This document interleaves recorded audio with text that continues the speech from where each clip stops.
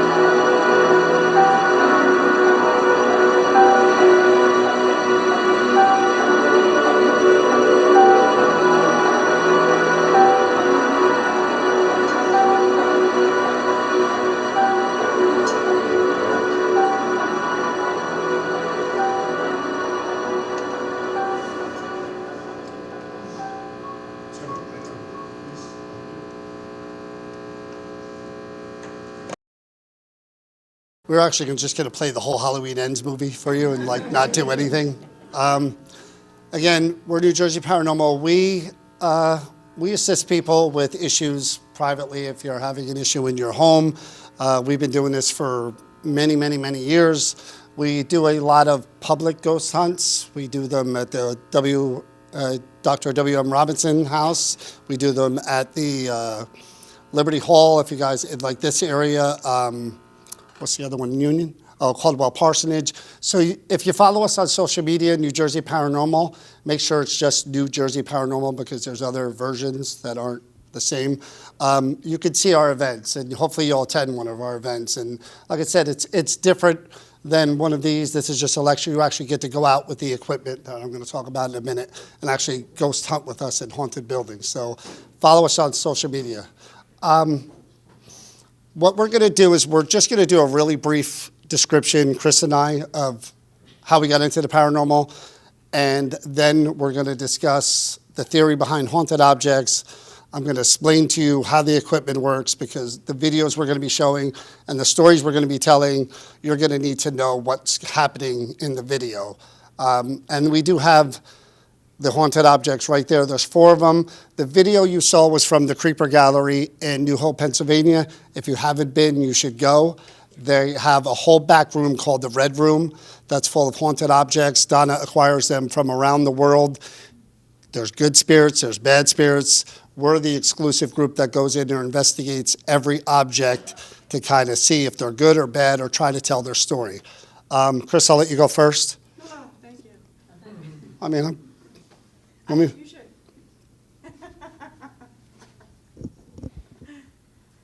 Hi, everybody. New hands of people that I've never met before that have no idea my story. I think there's quite a few. Ah, wow. How? Okay. Well, John started the group, and John and I have been a couple for over 30 years. And when he got into this, when we went to Gettysburg and we had experiences and stuff, John doesn't have the same belief systems that I do. So when he said, hey, join the team and get involved, and I'm like, nope. I want no part of it because we've never had this discussion before. So I got on the team because John asked me to, begged me to, and tricked me into it. And I'm sticking to that story, even though he says it's not that way. It is that way. My experiences were very dark, very terrifying. I grew up with Roman Catholic parents. You didn't talk about this stuff. It wasn't open. Nobody would share a room with me. I was isolated, and I had 3 sisters. We grew up poor.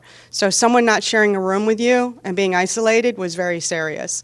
And things just escalated and got worse and worse and worse. And by the time I was 17, it was so bad I was suicidal. That's how terrifying it was for me. So I went to my parents and I said, listen, this has to be me. It's not happening. There's 6 people in this house and I'm the only person being targeted.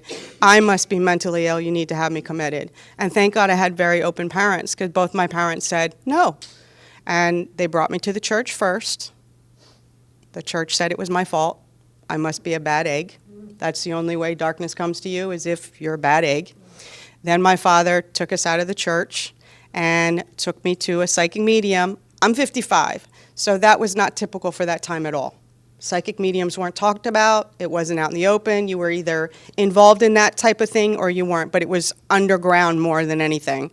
And he took me to the psychic medium, and she put out the cards, and she got up and she said, she cursed, get the F out of my house and don't ever come back. Whatever's attached to you is something I can't deal with. Now think about that. I'm now traumatized 3 times. 3 times. Well, I moved out of my parents' house at 17. I moved into an apartment by myself because my sisters were terrified to be around me. I was terrified being around anybody. So I moved into an apartment on my own. And I actually, 2 weeks later, I got a knock on the door, and it was a father of a church. Can I tell you what ministry he came from? I have no clue. All he said was that he was sent to me from the divine above, and that he wanted to let me know that I had full control to stop what was happening, that I was an open soul and the bad stuff was coming in, until I learned where I stood in my faith and my belief in myself that it was going to continue. And when he walked out that door, do you think I followed his advice? Nope. It continued for another year, until I finally grew up and realized I need to listen. And what he said was true. As soon as I started having confidence and belief in myself, and I found out that we are the vessel of our choices. We get to decide what's good or what's bad in our life. We have control. Just like we all wear our crosses. Some people burn sage. Some people carry, shamans, they carry bags of stones, crystals. There are many different things that we put belief systems in, but where does that belief system come from? Where does that power come from? Ourselves, right? So until we have faith in ourselves, because you could wake up one day and need that cross, and you're looking for your crucifix and you can't find it, does that automatically mean that it's hopeless and everything's lost? No, it's what you believe in. So this is why I'm part of the team, is because I go around and I help people who have darker stories to talk about, who have hard times, and they don't have anyone to talk about or understand that. Everybody thinks that looking for spirits and ghosts is fun, which it is, but there's another side of it that I came from, and that's what I bring to the table. So thank you, guys.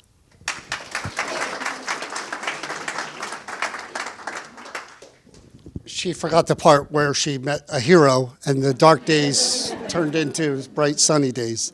I was going to say, I'm surprised that wasn't the 4th time you were traumatized when you were going to talk about me. My story is different. There's a lot of people in this field that have those types of stories. Anybody watch The X-Files? Anybody know what that show is? In The X-Files, Fox Mulder was an agent who got into the paranormal, UFOs and stuff like that, because his sister was abducted. He had a really cool story about why he got into it. Paranormal's the same way. People lived in a haunted house. They had terrible experiences like that. Not me. I was afraid of death from the time I was young. I'm not a real religious person. We were kind of raised Catholic, but all of my siblings went to communion, confirmation, Catholic school. My mother looked one look at me and said, I don't think he's got to take with this one. So I'm not real religious based. The Bible, the stories, I'd like to believe all that's true, but I'm a see it to believe it person. I have to see it, I have to experience it, I have to have lived it to believe it. So again, the fear of death, which is why I got into the paranormal. I didn't really believe in it. I watched Ghost Hunters like everyone else when they first came out years ago. It wasn't until we went to Gettysburg, we went on the battlefield, and everybody's like, oh, it's haunted. You got to go out there, buy a recorder, and go out there. And we did, and we got 3 voices on the battlefield. We were totally separate from each other.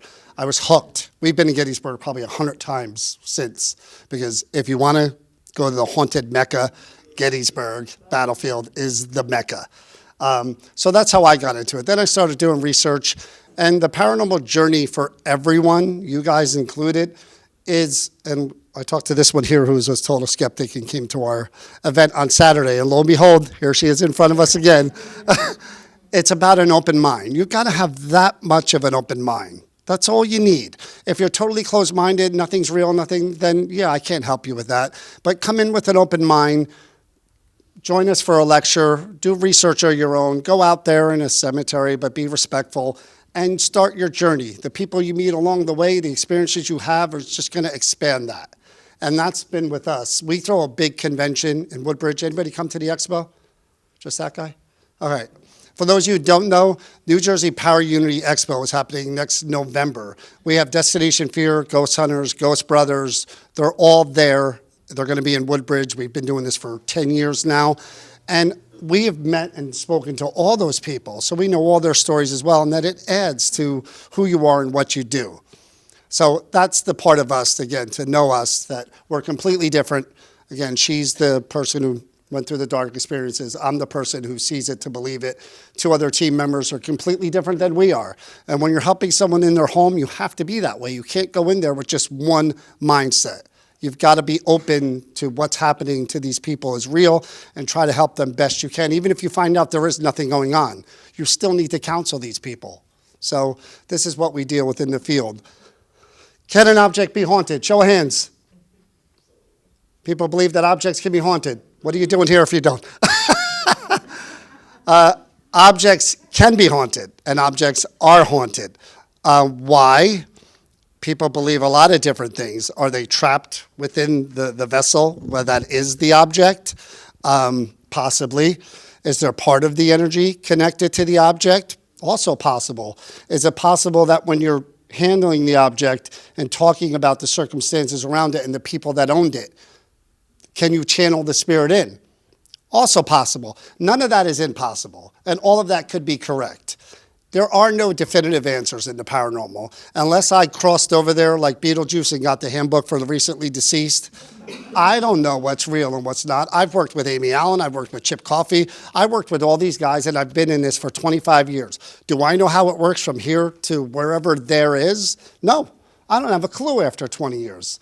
So what you do is you try to do your best, especially with haunted objects. We've worked with items that had dark attachments, and we're going to go through some of that tonight when we show you some clips, tell you some stories. We worked with the sweet grandma items, a sewing kit that just warm memories and good voices come through. Is it possible to get an attachment from an object? You better believe it. This one in particular, you guys better front row. No, I'm kidding. But yes, I've gotten attachments from objects, more than I have from buildings. When an object attaches to you, you feel lethargic, you feel nauseous, you get a headache for 2 or 3 days, and you're really irritable. Now, Chris is going to tell you that's me on a regular basis, but not true. It can attach to you. Can they maintain that attachment? I don't believe so. I haven't experienced that. I believe they eventually go back to where they originated from. Same with the building. It's been my experience, they don't stay with you.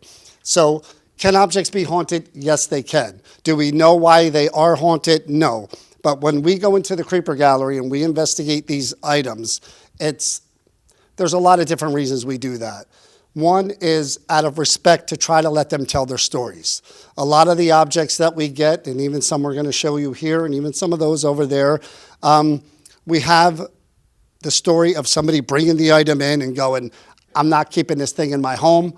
The doors are open and closing. I've seen this, I've seen that, but they were giving it to them by someone else, or they got it from an antique store.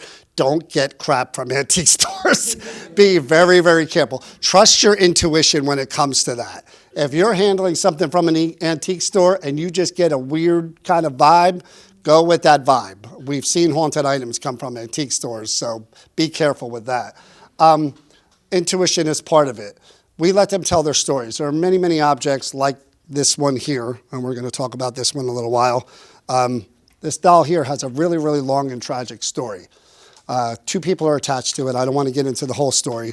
But again, our job as researchers and investigators is, even with the bad ones, find out as much about them as you can. What was their life like? What caused them to be the way they are, if they are bad, if they are negative? So that's part of what we do when we investigate them. The other part is, believe it or not, Donna sells them. Haunted objects are for sale on eBay, on Etsy, and at the Creeper Gallery. Buyer beware. You think I'm kidding? I am not kidding. You take something in your house that's negative, you've got that energy in your home now. Not so easy to get it out. So if you're going to buy a haunted object, buy the sewing kit that belonged to Grandma, who was loving to her grandkids. Don't take on the negative stuff. Hard to get rid of that. John's not allowed to have any of these in the house. I've tried. I really have tried. But another part of that is, again, we investigate to see what is the extent of the attachment and how severe can it be to the person who may buy them. We investigate them thoroughly, see what happens to us. We go in every investigation, I do anyway, no protection. That's going to sound bad on TV, but no protection. I'm an open vessel. When I go into an investigation, a building or an object, I want to experience everything I possibly can when I'm investigating a home or an object. I open myself wide up to whatever. Why? Because I want to know what you guys might experience if you take that thing into your home. I'll take the first shot. So that's part of what we do as well. Again, they're not to be taken lightly, especially lots of people watch these shows and they see the hauntings and these movies, and they think it would be really cool to own a haunted building or buy a haunted object. Here's the thing. We do what we do. We go into that building to help people. We're there for maybe a night, two. We go back a few times. We don't live there with these spirits, especially the bad ones. People that live with the bad ones, like what she went through, man, that's rough, because there's an invisible entity in your home. And how do you combat something that you can't see and you can't hear? How do you communicate with something you can't see and hear? So haunted objects, again, are real. We're going to go through real quick the equipment, because I want to show you what you're dealing with as far as when I show you these clips. Then we're going to tell you some stories and show you some evidence. And it is really hot in here, right? Am I the only one? Can you change your thermostat? Could I what? Make it go down? The levers and thermostats are locked in place with the rest of the system. All right. When it comes to spirits and the paranormal theories behind the equipment we use and why we use it, there are basically one common thread. Spirits are energy. Why? Anybody know why? I didn't think so. We are biochemical, electrical beings. Electronic impulses control everything we do. So when the battery is dead, we transition to some form of energy, and whatever happens after that, we don't know. So when we, as paranormal investigators, are trying to see if a spirit is present, if we can't see them and they don't say, hi, I'm Bob, how you doing? I lived in this house for like 30 years. You have to figure out a way to find out if they're around you. We measure energy, EMF. There's a man-made EMF, and then there's spirit EMF. This is the old-fashioned K2 meter. Something needs to be within 4 feet of this piece of equipment for it to register an increase in energy when it starts doing that. Now, can the lights do that? Sure. Can the screen do that? Yeah. Can your phone do that? Yeah. What we do is, again, we go into a room like this, single green dot, and we encourage the spirit to come near us, touch us, go near the object, and we wait to see if that happens.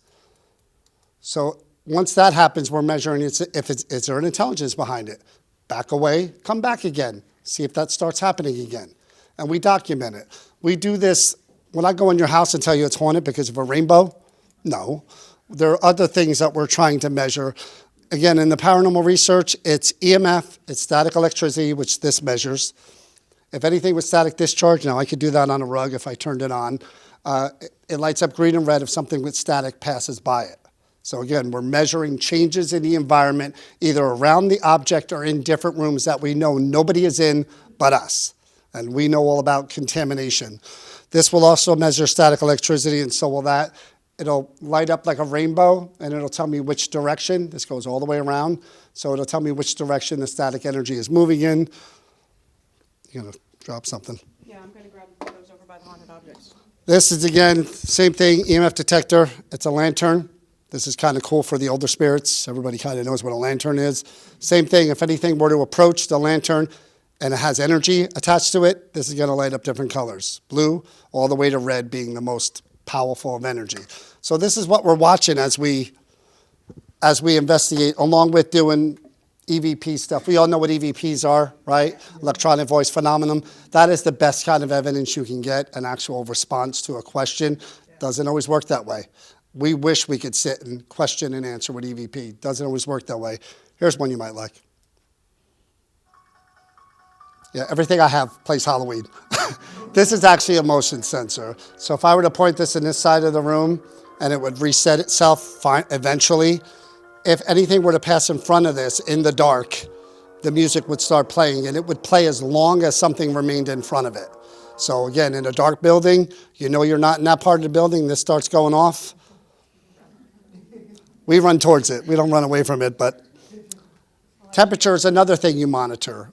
Cold spots. Everybody thinks a cold spot is where the spirit is, no, cold spot. Anybody watch Dead Files? Amy Allen? Do we all know who Amy Allen is? Amy Allen's a real popular medium. She's been on TV forever and a day. We went to Arizona. We filmed with Amy. Amy explained to me that cold feeling is the spirit jumping you, attaching to you. They're trying to take your energy. They need energy. And of course, the living, I'm sure, is the first choice rather than trying to figure out how to take it from the lights. So this will tell me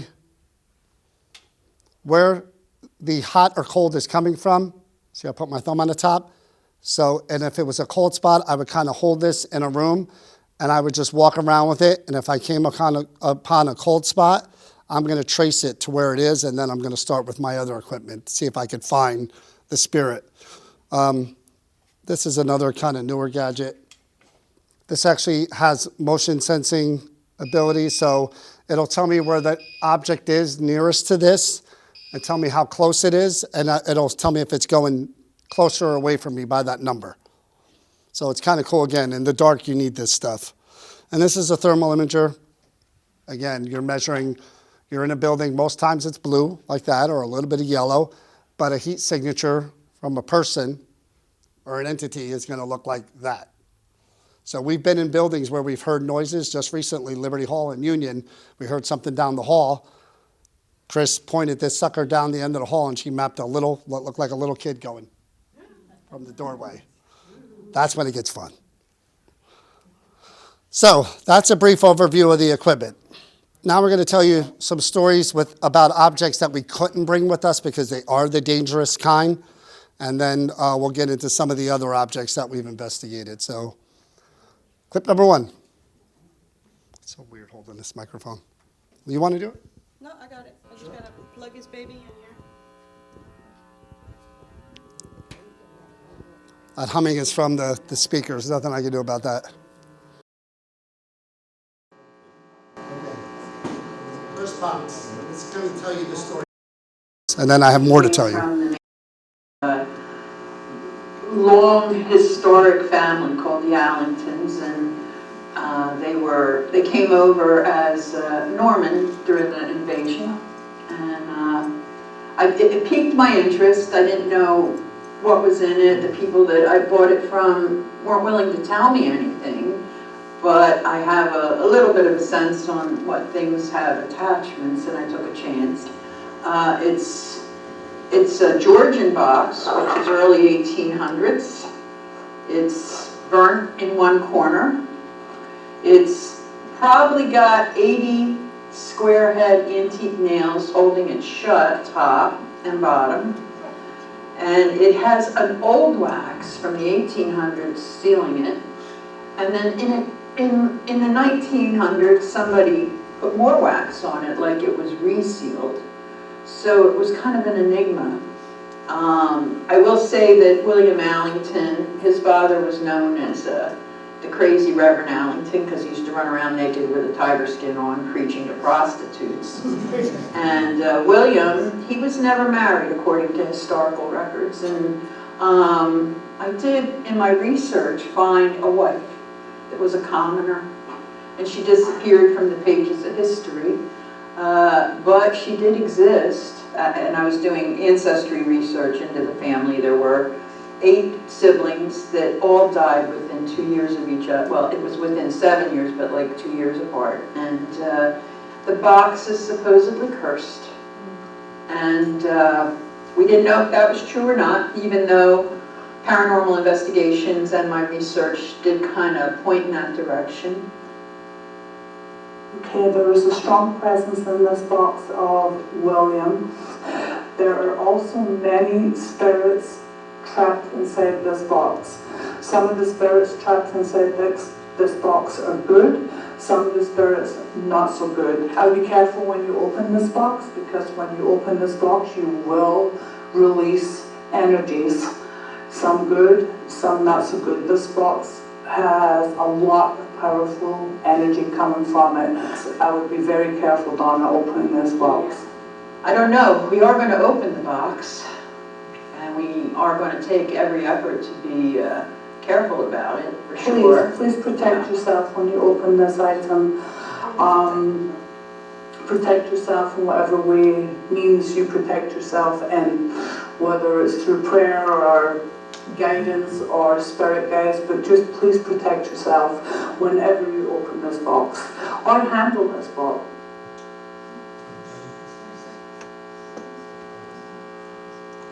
Okay, so this was items that we've ever dealt with. I didn't believe in curses before that thing came into my life. That box, Donna had acquired it from an estate. Through her research, she found out that this guy, William, who there was no record of him being married, was actually married. The wife disappeared. What Donna and the medium think is that because this woman was a commoner and the family was rich, they got rid of this woman, buried her belongings. That's what turns out was in the box. We did open the box and kind of put all that stuff around it to prevent her from haunting them. So we opened that box. We go to Donna's house. We open it on the patio because Donna thought they were valuables. It's an old box. She thought maybe some gold coins or silver coins. So we opened this thing up. Both her dogs are on the patio, Chris and I, Donna and her husband. And we found out later on that Donna's partner at the Creeper Gallery lost both her mother, or was it father? Mother and her dog that morning. We were warned by 4 mediums not to open this thing. And we were just like, no. Again, Donna thought there was going to be valuable stuff in there. Her partner, mother, and the dog died. Later that night, after opening this, Donna's dog that was on the patio collapsed. And she had to rush it to the vet, had real serious problems for a year before the dog finally passed. And then it was sort of almost 6 months after that I went back in the Creeper Gallery with my daughter, and I'm like, which objects do you want to work with? Which do you want to see? And she's like, that one's interesting. So I take it out, I do another EVP session where it just says nothing but nasty stuff. So I put it back after 2 kind of really threatening words, put it back, I lock it up. The next day, 2 days later, Donna tells me that the same dog who was in remission had collapsed again. And I said, when did this happen? And she said, Thursday night around 7, 8 o'clock. That's what time I was in there. I felt horrible because I provoked it again and I stirred it up. And that dog eventually wound up passing away. That box, Zach Baggins offered to buy it. She wouldn't let him have it. That box is extremely dangerous. I mean, I would never handle that thing again or bring it into my home or even speak to that thing again. Can you see on the screen where they tried to burn that box? Yeah, I don't know if the picture from the side shows that. But again, this is one that made me believe in curses. Never believed in curses before. That box is cursed by the woman who was killed, 100% for sure. And anybody who messes with it, what? What items were in the box? Things that belonged to her. There was a hairbrush, there was some jewelry. It was very personal things, nothing of value, but everything belonged to a female, for sure. And we opened that thing up, and it was funny because we used a saw. And Joe was cutting the thing open, and like out of a horror movie, because he used a saw, smoke comes rising out of the thing. And we thought it was going to be like Indiana Jones, like our faces were going to melt or something. But no, very dangerous box. Yeah, there's two. There's the original candle wax, like she said, was from the 1800s-ish, and then somebody must have opened it and resealed it with additional wax. Oh, the nails are all. Yeah, it's all the way around, and they're really old nails too. So that was one of the things that we did and we regret doing for sure. Here's the second regret. I have a question. Yeah. What do you do with the box? Do you bury it or something? No, you can't. Something like that, there probably is a proper way to dispose of it and destroy it, but having spoken to witches and pagans and lots of other people, they kind of don't agree with the method in which to do that. So for now, it is just in the case with salt around it at the Creeper Gallery, and she kind of puts holy water around it like once a week, and nobody goes near that thing. It's the same with Annabelle. You all know who Annabelle is, right? Annabelle, that super haunted doll. Annabelle, they're not destroying that thing anytime soon, but that doll supposedly is extremely dangerous. That thing, never. No, I won't talk to it. I won't look at it. I don't go in there. We do investigations live from the Creeper Gallery once a week on Facebook, on our social media, and it's a lot of these objects. And that one, I leave it to the side. I don't even acknowledge it. I'm afraid to, because I have kids and, family, and no, not that one. Here's number 2 on the bad list.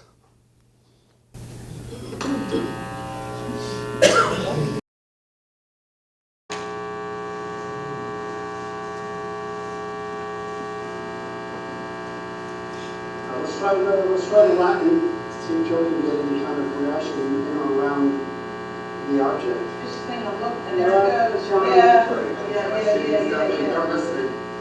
Ora pro nobis. Ora pro nobis.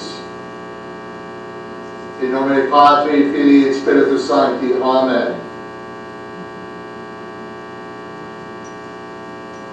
Quod nomen mihi est. Quod nomen mihi est.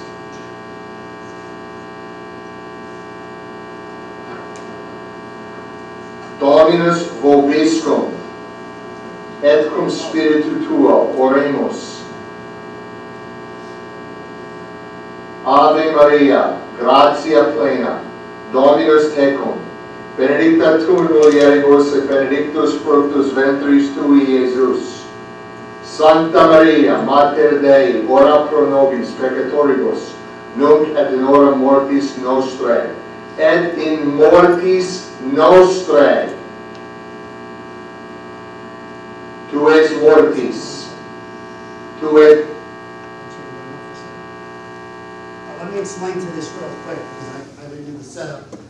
This book that dates back a while, I think 100 years or 200 years, again, came into the shop because it was owned by a nun who was handed down from another nun, and she said there was bad stuff all of a sudden attached to this thing, didn't want it anymore.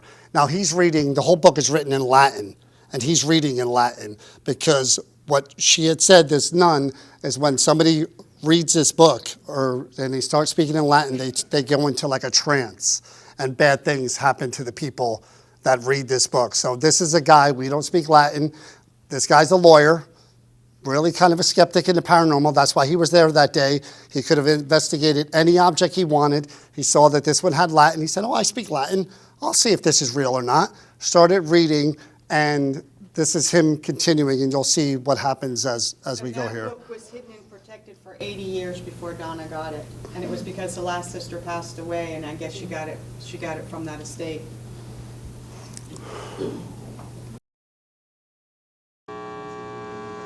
In celis, tu es in purgatorio. Something there on the little book. I'm going to kill that. Yeah. Standing right by the book.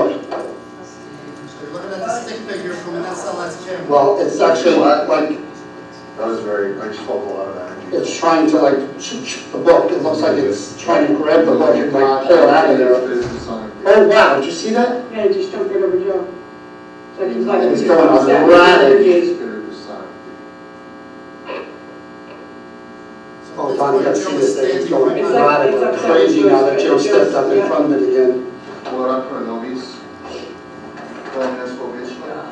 It was standing on the side and he walked over there, nuts. With us now. Something like this.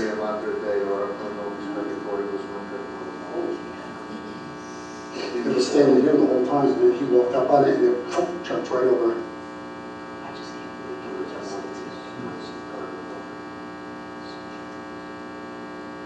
Curious if there's anything on here too. Not that we're gonna understand it. Oh, it's not happy.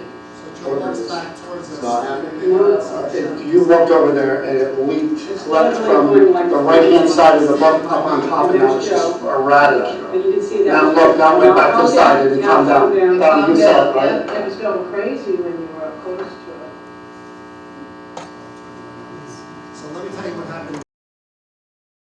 So the SLS camera, for those of you who don't watch Ghost Adventures or some of these other shows, it's got an Xbox 360 camera on it.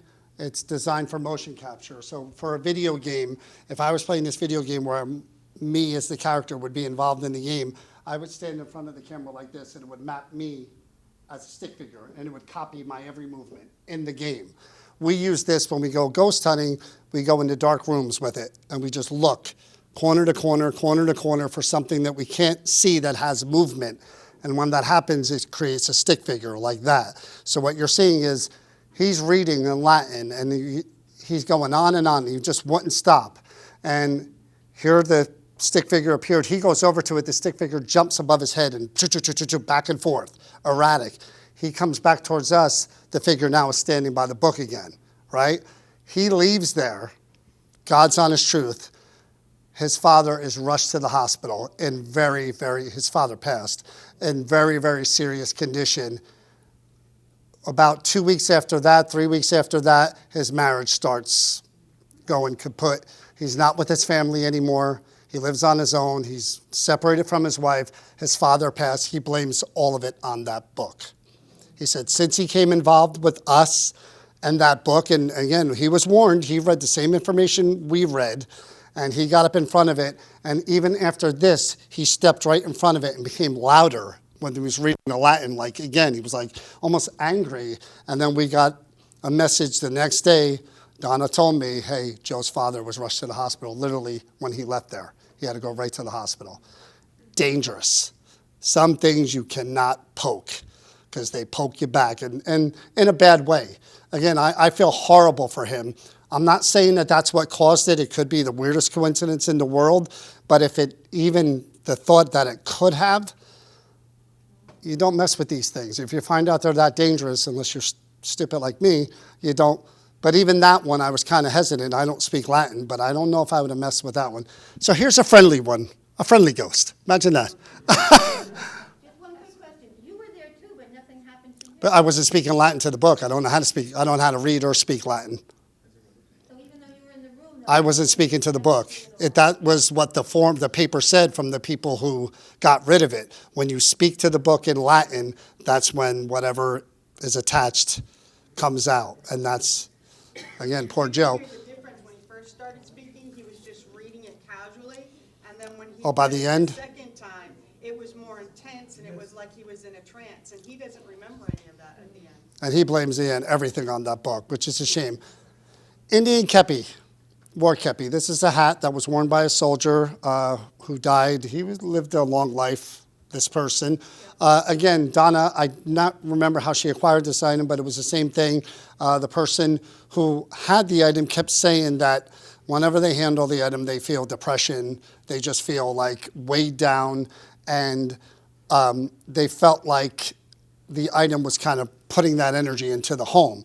So a medium read the object. Now, I'm not a big believer in mediums. I know some real mediums, but I also know a lot that I don't think are legit. There are a dime a dozen nowadays.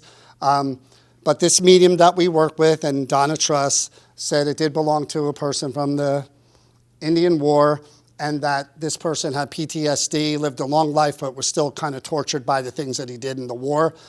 We go in with an open mind. We're going to investigate this thing. We're going to let this guy tell his story. No name whatsoever, but we got the name. This is, hold on, before you start that. Spirit box. Everybody know what a spirit box is? All right, spirit box, for those of you who don't know, I don't have one with me. I should have brought it with me. I forgot. We were in such a rush. Spirit box is used on a lot of these paranormal shows. Kindred Spirits uses it. Zach, of course, Zach Brown uses it. Just as she calls Zach Baggins. Zach Baggins uses it. It's a broken radio is what it is. And it scans the AM or FM frequency back and forth in a rapid way. And the theory behind that is that spirits could use both the white noise when you hear the ch-ch-ch-ch-ch-ch. They could use the white noise and the radio frequency to cast their voice. Now, does it work all the time? No. There is radio bleed through. I'll be the first one to tell you that. But there are times where things are relevant to what you're asking and what you're saying. And in theory, spirits don't speak on the same frequency as we do. That's why you don't hear EVPs a lot of the times with your ears. Any paranormal show that you watch, once in a while, but mostly what are they doing? They're playing back the recorder because the mics are super sensitive and supposedly they're speaking on a different frequency.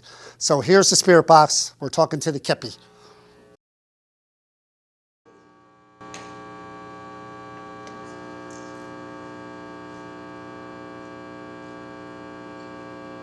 You guys see this?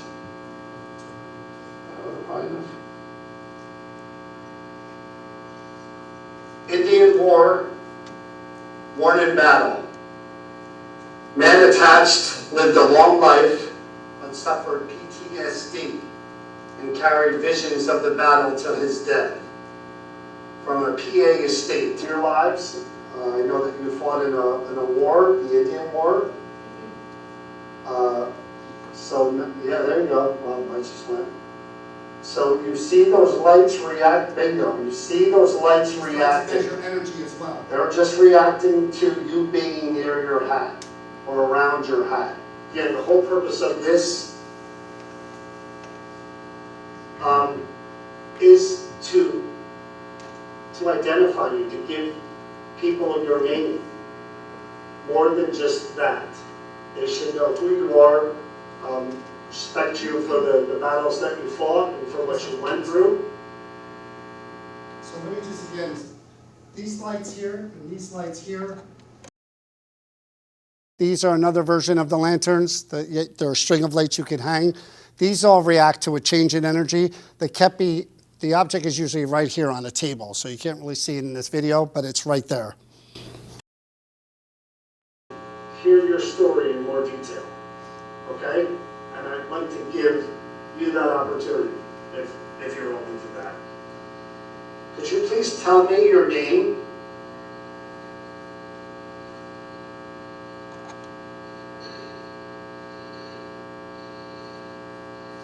Please, sir, just say your first name. Loud and clear if you can. Bill. Bill. Bill, could you tell me, what was your rank? Did you have a rank?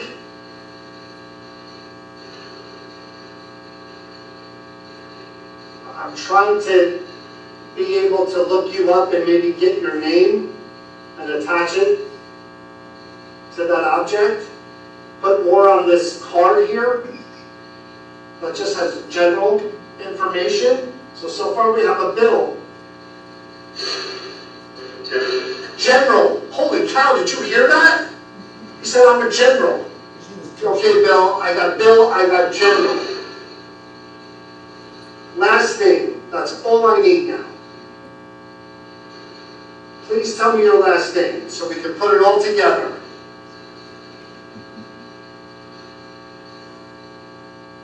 Come on, Bill. All I need is that last name now. I've got most of what I need. Try to say it as clear as you can. General Bill, give it to me. What's the last name? Dandy or David? Did you hear that? We gotta go back and watch this again and get that name. Said it again, twice he said it. Are you still tortured? Even now? In the afterlife? By the memories of that battle? And the things that you've seen and you've done? Oh my God. And the things that you've seen and you've done? It's like that battle? And the things that you've seen and you've done? It's like a battle? Did you yourself have a wife and a family?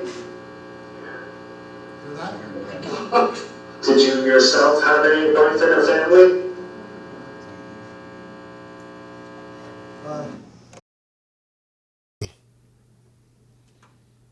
Oof. Haunted Cape. Here's another good one. This cape was another item that was brought into Donna because people said it was haunted by a woman who was attached to the cape who wore this mourning cape. Turns out the mourning cape belonged to a woman, believe it or not, who drowned 2 of her children.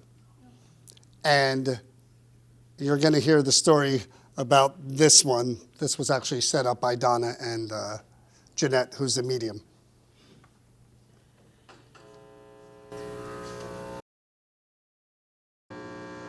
So what we're looking at today is a Victorian mourning cape. It definitely has an attachment.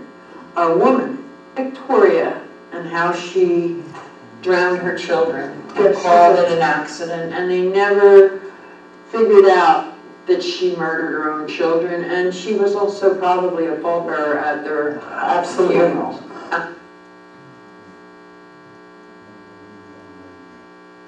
Victoria was an evil lady who drowned both of her children in the bathtub.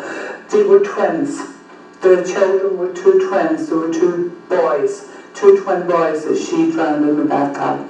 She was jealous of the attention that her husband gave to the children.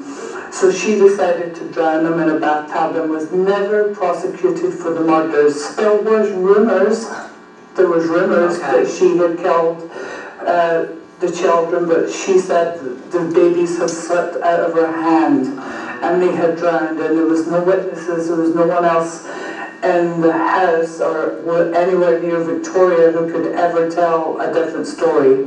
It was suspected, it was whispered, but she was never prosecuted. Right. She lived a long life. Right. She outlived her husband, who she tells me looks a lot like John, and she's also telling me that she misses him. And she is also mentioning that it was an accident.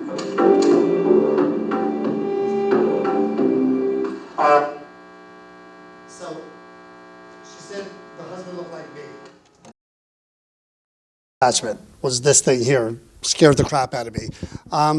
What we used in this investigation that you're going to see that we don't have with us now, it's a device called a REM pod. It's a circle with an antenna. And if anything were to come close to the antenna, it lights up different colors and makes noises. So we're using that. We're also using something called the Ovilus. The Ovilus is a little box that has 2,000 words programmed into it. The theory is the spirit could pick the word that it wants to say. Okay, remember that. 2,000 words, okay? So here we are investigating Real quick, the cape. We talked about that Donna still has that curse box that she keeps at the Creeper Gallery, and John with this cape. There is a such thing as where you become obsessed with items that has affected you. Donna's obsessed with the curse box.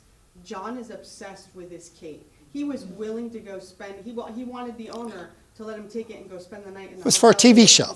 But people do get obsessed with some of these. It was for a TV show. You're crazy. TV show. A weird feeling in my stomach a little bit. We're going to try this one here because that's kind of freaky, right? I mean, it gives you a little bit, yeah. Somebody did handle it, and they said they felt sad. They felt a burning sensation. I didn't get that. What I got was what felt like someone had a cold hand and they put it on the back of my neck.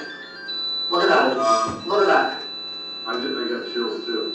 It is really super, super, super cold right here. Yeah, I mean, my shoulders are freezing. So who is this? that was quick too. Who is That this? was really quick. Look at that. There's something coming off of that thing. Oh, are you, okay. Okay. You don't really want to make your presence known here. That thing hasn't gone off all night. Nope. Now look at it. It's going nuts. Are you trying to warn us? Is that what you're trying to do? Should we not be handling this? Should I not be touching it? Are you attached to that cape? I feel that cold on my shoulders and on my neck. What the? Wow, that is weird. Where's it? No, it's here. It's on my arm. Are you touching John? I'm like feeling right here, like it's standing right here. Go near. Go near. Touch me. Look, I'm touching you. It's following me. I feel it right now. I'm touching Yeah, you. she's steady. It's following me. I feel it on my arm right now. It's following me. Does John remind you of somebody? It's right here. Johnny. Kidding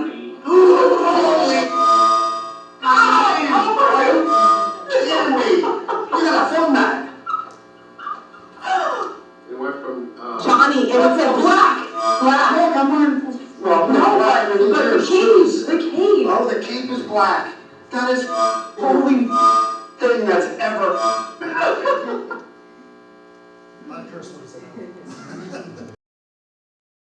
Cape was one of the ones that I kept with me for a few days that I felt the attachment. That cape was actually purchased by a young woman who buys a lot of haunted objects.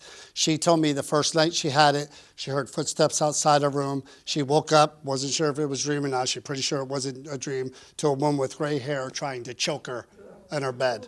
And she keeps it in another room now. She still keeps the thing, but keep that thing away from me. But yeah, for a TV show that we were doing, I did volunteer to go to a hotel room with that thing and sleep in the room with it. But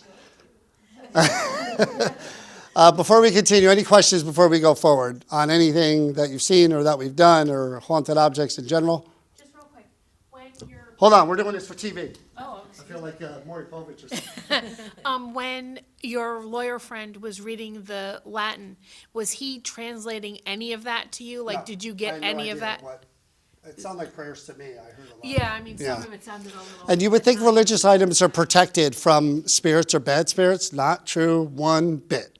I've seen haunted crosses. I've seen haunted crucifix. I've seen rosary beads that are haunted.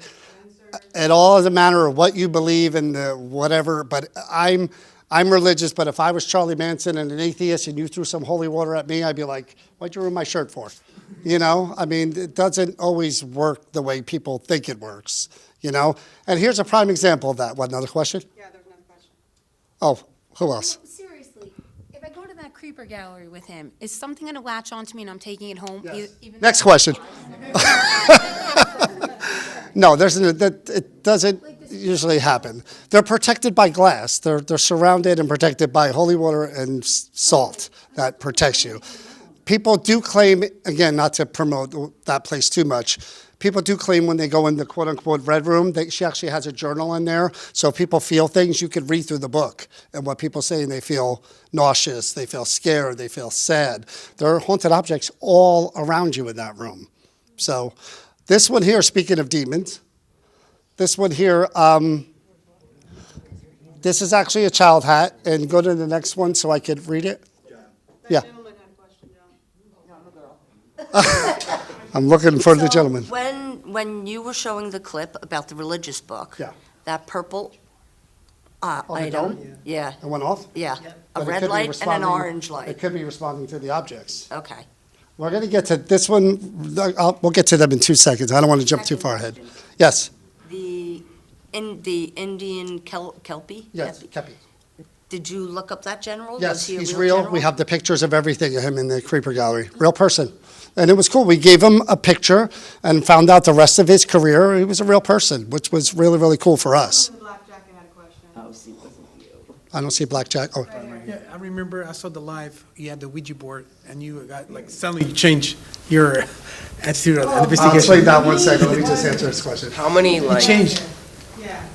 time, like, where do they, like, do with all the things?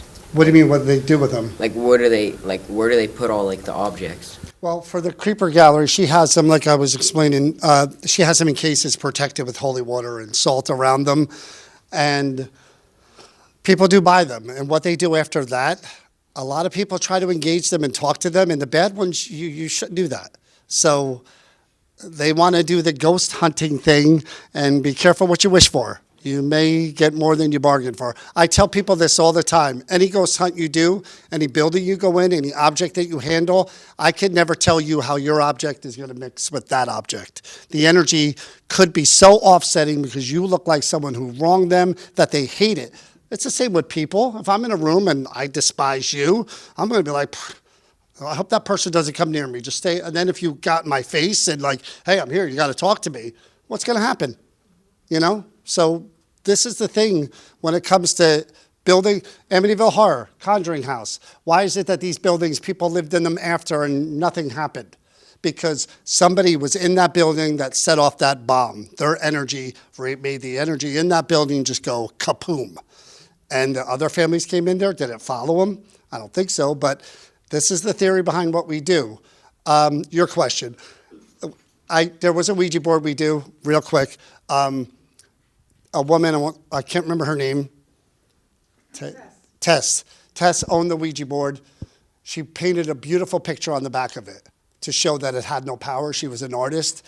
Right after she painted that picture, she started hearing voices in her head, and a month later, that Ouija board, I handled that thing one time.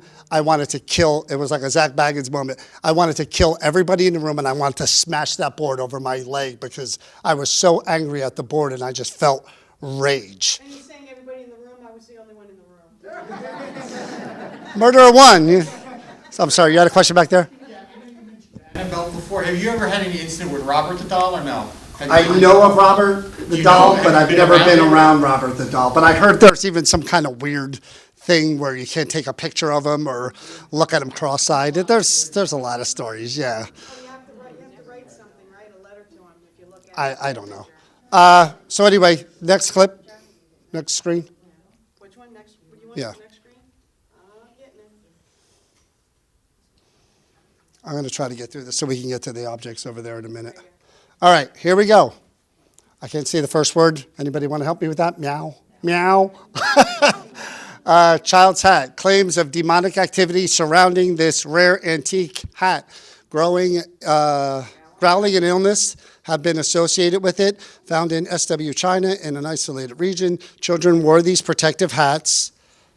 They are worn to protect from evil spirits, demons, and ghosts. They are also worn so the child will have wealth, health, and courage. In this case, the child died. The parents were angry that they lost their child and the hat didn't protect them, and there is bad, bad juju attached to that hat. Now, this isn't really an evidence clip. This is, again, of spirit affecting people around it. I told you about the energy.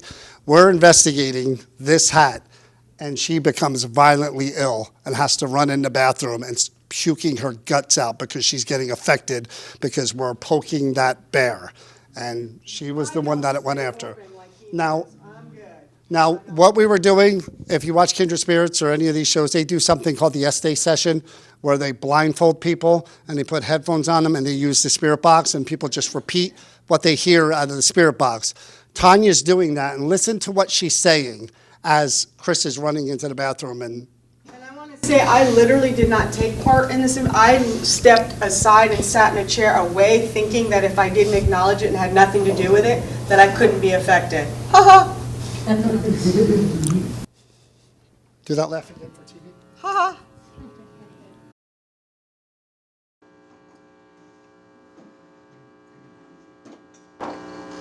All right. Who or what is attached to this hat? Listen to what Tanya's saying. Death. Death. Why do you do it? Why do you hurt children? Babies, specifically.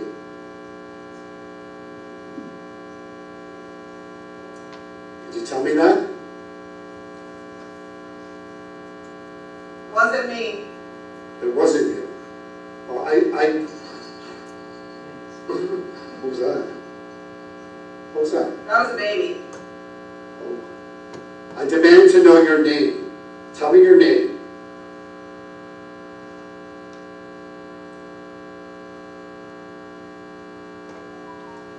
Tell me your name. Who are you?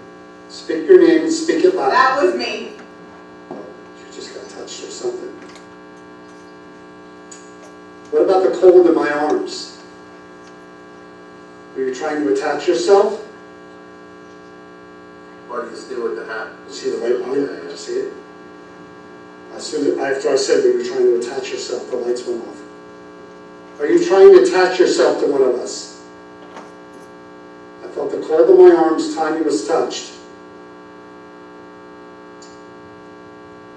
Really bad. Okay, if you're really bad, want to attach yourself. What would you do if you attached to one of us? Tell me. Coming. How many babies did you kill? Oh, really? Chris is already coughing. You need to leave? Yeah, right over there? Huh?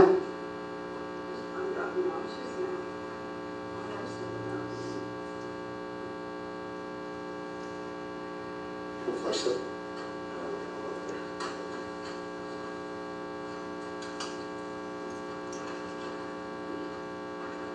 Are you affecting her over there? She sent me to the bathroom. Oh boy. She's getting sick. Why do you target children? She's getting sick. Sounds like it. Huh? Weird.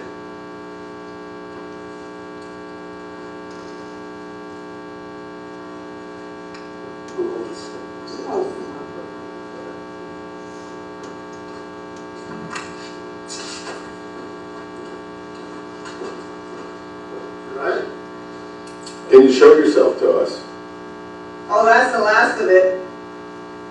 John's going to check on Crystal now. She's in the bathroom getting sick. Oh, you're really sticking it to her. Everywhere. Oh my. It really is, guys. Sounds like she's throwing up or something. It's the spirit. Is the spirit affecting Crystal? Is it you? Oh, he's right. Wow. There's a huge cold coming up on my back, just like John was saying was happening to him. We might have to stop. She's really... Yeah, did you hear what she was saying? No. We're coming. They were saying he's doing it, and he's the one doing it to her. I didn't even ask. We gotta stop. She's really affected.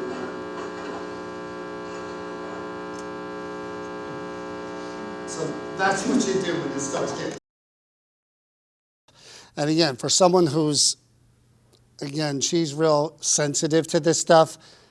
I'm not. So when that's happening to any of us in a building, no matter where we are, you get that person out of there as quick as you can. You let them get grounded. You let them get everything back, and then you let them decide whether they're going to come back in or not. If this was a house and that was going on, yeah, we'd remove Chris. Chris wouldn't come back in, but we would do our darndest to make sure we help these people with something like that, because that's why you're there. You're not there to go, oh, hell yeah, this is real. Gotta go, you know? So you're there to try to help as much as you can. Now, that item should not be purchased by people. No way, no how, because violently ill. That's what happened to her. This last one, you want to cue this one up before we get into, this actually involves one of these. Oh, pause. Okay, she's here. This is this one.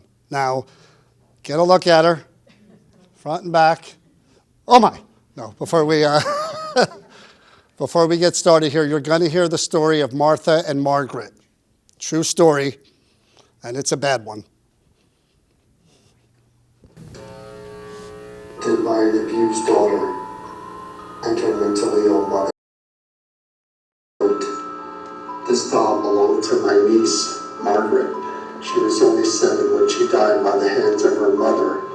sister, Martha. The lives of both were tragically lost on our land in Georgia, 1932. They remain together. Their remains are inseparable. Martha was mentally ill. She killed many of the family pets and other animals along the way while she was growing up. She was very troubled with her darkness. To the person housing this item, caution. The doll can let this darkness in if you let it. It possesses such power it will reach the living. There is something otherworldly, an unforeseen force, something others do not understand, that holds on to this doll. Please, please, please handle with care. So we took it to a medium, Armand. Medium who works with objects and people, of course. He has clients all over the world. He didn't know anything about this doll. When we took it to him, we just handed it to him and said, tell us what you feel. And this is pretty telling. We already had the information that you just heard, but this is Armand. Again, blind read.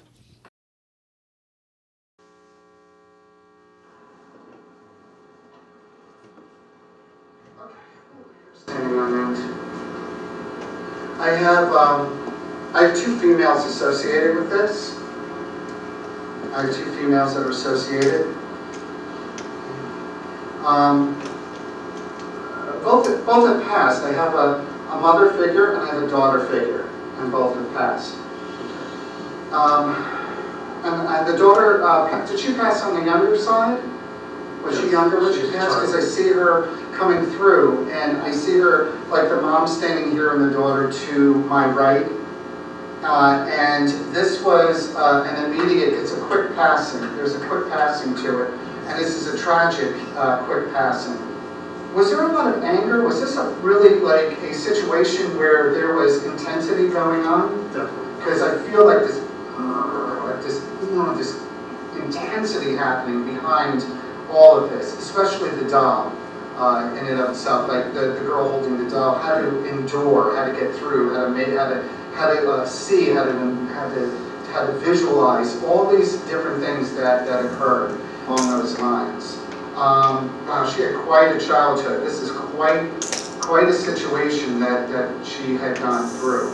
And after a while, the sweetness began to kind of just die off and kind of just fade because she had to succumb to the intensities that were happening. There was mental issues? Yes. Yeah, because I'm showing this, like there's issues with the psyche, always spinning, and it feels like there's some auditory hallucinations. There is some either schizophrenia, a multiple personality, something along those lines, feeding the information of what to do, like command, like feeding what to do, when to do, how to do. Feels more like it feels more like a schizophrenia. It feels like more like a schizophrenia, a religious preoccupation. Feels like, yeah. And this seems like it's done out of, to punish the cutting of the hair. It feels like, you remember the movie Sybil? The movie Sybil is with a mom that has multiple personalities and basically kind of tortures the daughter. And it has that feel to it, that the daughter is trapped and under the thumb of the mom and can't move. Like she's at her beck and call and she's just like, can't move. She's in prison. She's in like an emotional prison. One second. I want to show you guys again the doll. Margaret doll, right here. And the medium said that the mother cut the hair to punish the daughter because the daughter was paying more attention to the doll than she was the mother. The mother was schizophrenic. Here is the picture of Margaret, the real Margaret, right here. See it? And here is some of the ashes that remain from the urn that held the mother and daughter combined. She put them together so that they would be intertwined always. Sick woman. So when we're doing this investigation, we kind of know what we're dealing with, the schizophrenic energy, along with a daughter who was abused. We're using SLS camera, stick figures. We're also using a thing, the Ovilus that I mentioned that has the words. It also has a phonics mode where there are no, you know what phonics are, just sounds. The theory are that spirits could put the phonics together to make words. So that's what you're going to see in these clips. Did you get it? I took a good picture of you. That was an action picture.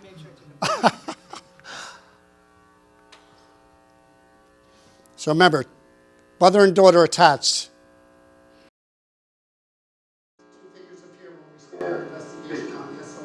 It's right where the doll is, too. It is. That's one. Pretty big. That's a decent size. Oh, look, another one. Another one. Oh, just came into the frame. There's two of them, and one's bigger than the other. Look on the screen. Point to it. Do you see it point to the doll? Look at the screen on the To right. the other one. Holy crap. There are two figures. Oh, one just vanished.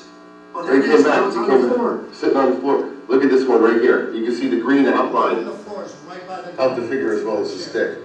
One's on the doll, the other one's standing to the side of it. It's on the chair. That's nuts.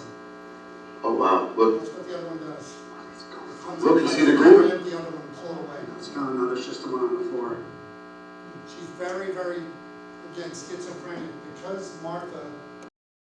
I was talking about these things that are around the doll and the cremings. Now, cremings are ashes. That's, you know, when you pass away, sometimes your body, you know, they reduce it to ashes.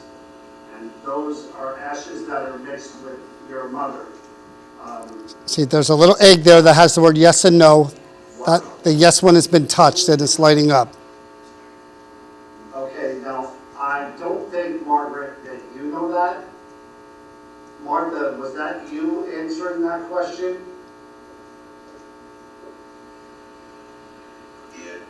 Yes. Here's a really creepy one. Did you pause this?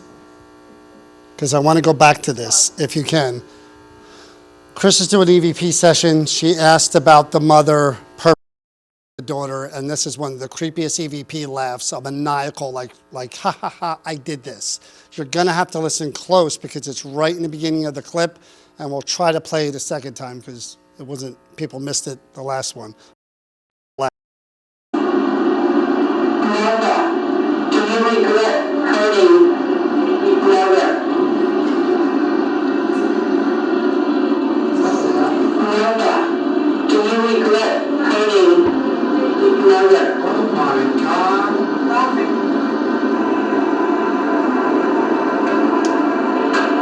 She was laughing when we said you like hurt. Nothing. Do you regret hurting your brother? Martha, do you regret hurting your brother? Oh my God. Nothing.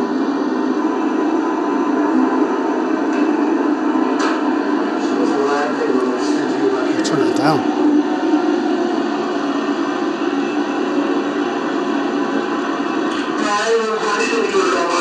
Turn it down a little bit. You got it.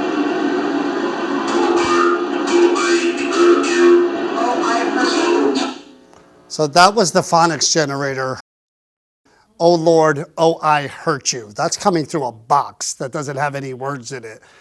Very, very erratic energy around that doll. You feel really, really bad for what this girl endured. Unfortunately, they are still bound to this doll. And that note that she was talking about from the aunt, this is the actual note that was sent with the doll. So this is one of the objects, the haunted objects that are here. This is another one. Again, we're going to wrap up with these haunted objects that are here. Intention, idols. You guys, I don't know if you've ever seen, and Ripley's Believe It or Not, I think Zach did a show on something where they actually have these idols where they put nails into. They're like African dolls, and people, it's all like a voodoo doll. If you want to wish bad intentions on you or somebody you hate, you go find that idol, bump, bump, bump, put a nail in it, and it sends that intention out to hurt people. Go ahead. Did you ask something? Oh, this actually was made prior to, this is really old, and instead of nails, they put metal shards in this one for bad intentions. So here we have an object that is just full of wishful bad things on people. And who knows how bad people wanted things to happen. Sorry. So this is one we worked with, and a lot of bad things came out of it. So would I bring this into my home and have it continuously there? Hell no. But there are people crazy enough to want to buy something like this. I think that guy back there. No?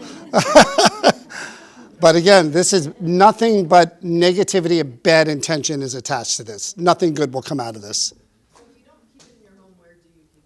This isn't mine. This is in the Creeper Gallery, protected behind glass. Yeah, these are on loan from the Creeper Gallery. I wouldn't take any of it. Let me tell you about a haunted object I brought into my home real quick, how I learned not to do it again. A woman emails me, says, I've got this doll really old in my house. It's making things happen, bad things. And I tell people the same thing when they tell me that. Get it out of your house. As fast as you can, send it to me. And now I don't keep them, but I would send it to John Zaffis or people that I know that have museums, or Donna. This thing, I forgot all about telling her to do it. She waited and waited to send it. I get this box in the mail. I bring it in the house. Cat comes right up to the bed. And cat smell in the box. Not unusual. I cut it open. I get it this much. I go to reach for it. The cat puffs out and hisses at me. Hair all up. And I just said, what's the matter with you? And she's hissing and hissing. And she comes at me. And I'm trying to move the box, and she keeps coming at me. So I have the box, and the cat's chasing me, jumping up like that thing when they and I threw it on top of a dresser. And she'll tell you, I run out of the room. I shut the door, and she had just pulled up. And I'm like, your damn cat's trying to kill me. And that thing. He went running out of the apartment where I saw him. The cat was trying to kill me. I mean, jumping up. So that thing I got out of our house because I knew how she felt. And that was the last haunted object I'd ever brought in the house. That thing was bad juju. Believe it or not, the story behind this one, this is a corn shucker. And supposedly the story behind this one was that it was used by a man to bludgeon his wife. And I'll read you the little card here that Donna has with pretty much everything that she does. This belonged to Jacob Taylor from Ohio, circa 1900. Hand-wrought iron tool, possibly a corn shucker used on a farm. There's a strong sense of something negative that is attached to the piece, probably connected to a tragedy or an accident. After her research, she did find out that it was used to bludgeon a woman. I don't know if she died from the attack, but definitely used for malicious intentions. Here's another one.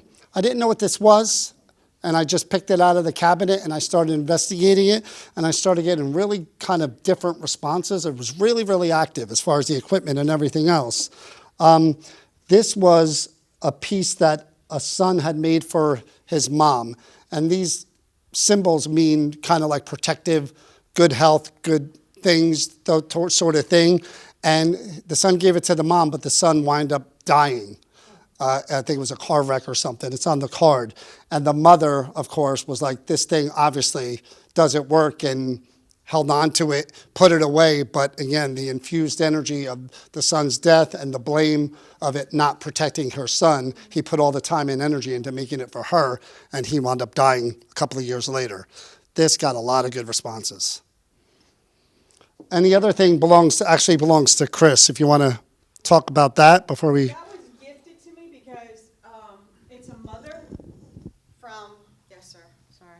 It's for TV. This was gifted to me as a gift because we were doing an investigation, and this made me feel very emotional before I even knew what it was. It's actually a diary of a mother all the way up to the day she dies. She's continually writing letters to her children, and her sister actually typed up and redid some of the letters that she wrote to her child, and some of the things that she did because she was a writer and she had these things with fountain pens.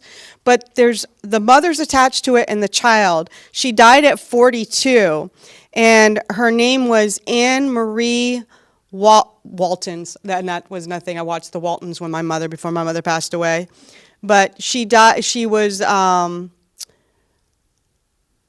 born in 1821, and she passed away in 1863. And this was her diary. And when we did this, they say that it's not just about the responses you get out of equipment, it's what things can make you feel. And because I lost my daughter a few years ago, when we were doing this piece, so I think she connected with me for some reason, and her son passed away shortly after, so they are said to be connected to this, and honestly, I get nothing but really good vibes about this. I put it in because he's bringing all this darker stuff, and I said, we need to balance it out, so I'm going to bring this one. There is good energy that you can bring into your home with quote-unquote haunted objects. There are good people sometimes attached to things that if you bring them into your home and you, again, if this was a doll that somebody really loved and cared for and was in their collection their whole entire life, and instead of getting thrown in the garbage, you take it home and now you're the caretaker, that's good energy. That's good karma. There is such a thing as good energy as well. Not all of it is Annabelle, you know? You guys can come up and take pictures. Any questions before we call it a night? Have either of you ever been physically attacked by spirits? Yes. You can't do this as long as we've been doing it and not get scratched and pushed. And I've been in buildings where I've been scratched many times. I've been almost pushed downstairs. One of the worst buildings I've ever been in was the one I got scratched, and I saw, that's how I knew it was real. Again, real quick, we were just starting out and doing this. We thought if we bought black shirts with logos on them and took pictures like this, we were a real paranormal team. Got called into a house in between two cemeteries. Bad things. The woman was like, cabinet doors are opening, drawers are opening, doors are getting slammed on her when she's doing the laundry. She was afraid to be in the house. We said, we could do what they do on TV.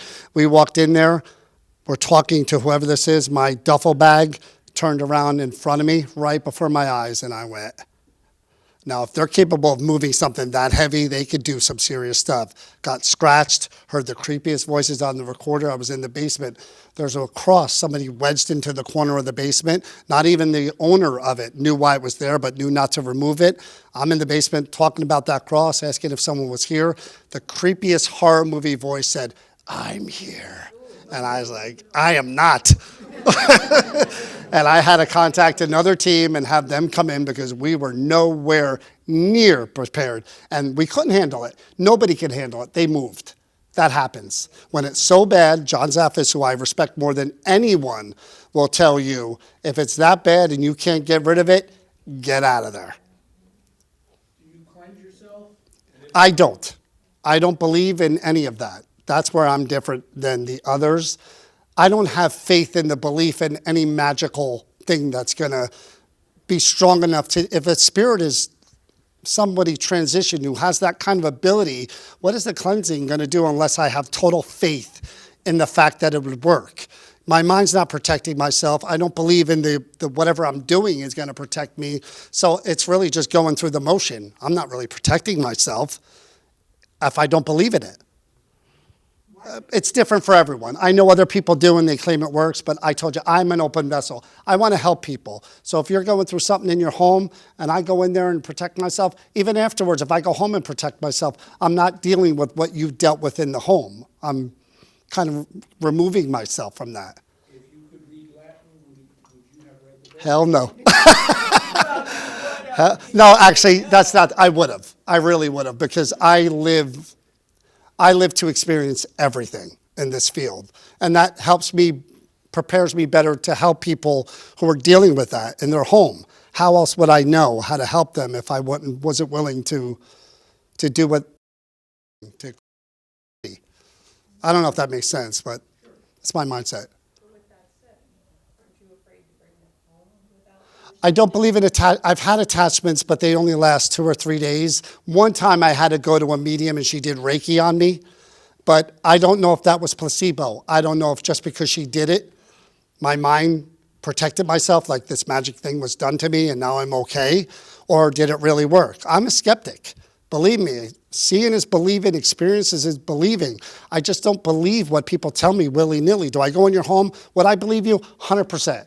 Until I can prove you wrong, or give you logical explanations. If I can't, then I believe everything you're telling me because it has to be happening. You live there. I don't. I'm there for a couple of nights.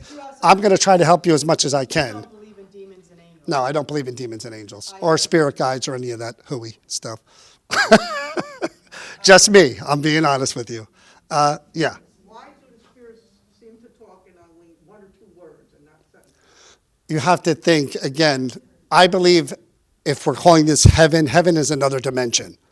How How is it that some spirits could throw that table across the room and others can't even cast a voice or a smell or anything like that? I don't know how it works. That's what I'm telling you. When we try to use equipment to communicate with spirit, I hate to use this analogy, but it is communication for dummies. We're trying to reach them. It ain't the other way around. We're trying to figure out how to best bridge that gap to communicate with them and interact. There was Joe Rogan. Anybody know who Joe Rogan is? Joe Rogan had an MIT scientist on, and I'll end with this. This guy believes in the paranormal. Joe Rogan said, do you have any idea how it works? And he said, no. Maybe as human living beings, we're not meant to understand how it works because we haven't transitioned. Maybe it's like giving an ant a cell phone and saying, go on Google and look this up. We're not there yet. We're not at that heightened, transformed state to where we get it. We're here. We're living. It's a different plane. That's what I believe. That's it? Anybody? Oh. Got one question. So the objects that you have there, now is that any chances any of that energy transferred to you now? Just by thinking, well, I don't know. I mean, I got to get the microphone back for me later. So. You talk about this here again. Is it possible? And I would never say it's not possible for the energy from this to I told you I don't know about how energy mixes with anyone at any time. Is it a potential danger? Sure, to come up here and touch these things. I can't guarantee you're not going to go home and... Did you notice I didn't touch any of those three? I mean, if you want to take pictures, come up, take pictures, but the waiver is at the door if you want to sign that. But no, I cannot honestly tell you the effects of this energy on that energy. I hope you enjoyed it. I hope you guys have a great Halloween, and hopefully we'll see you next year.